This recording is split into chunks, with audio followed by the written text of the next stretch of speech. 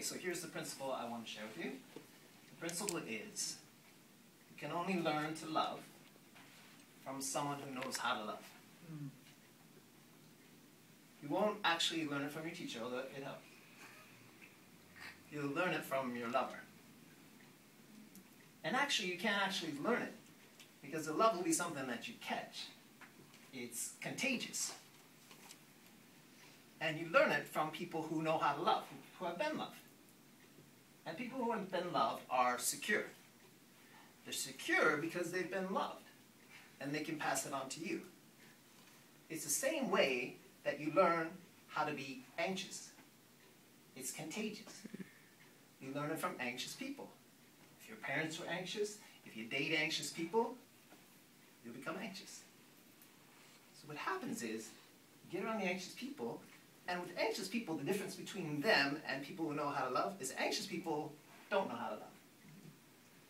And the one thing that they have to do is they have to hurt you, because they're pain addicts. I know, because I was one. And if you dated me before, now, one of two things would have to happen.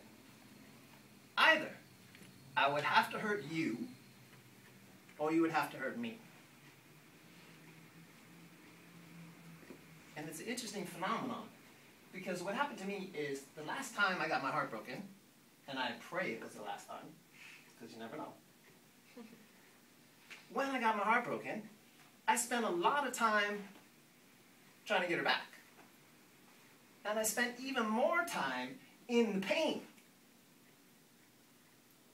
And as I was learning the lesson she came to teach me, which was,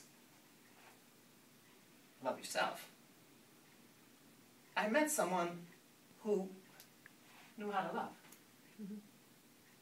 And it was like she was from a different planet.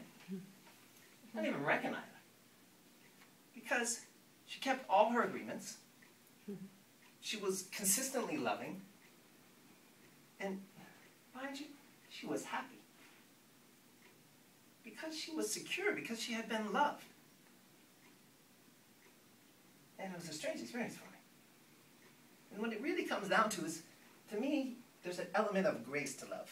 You can't make it happen. There's an element of grace to it.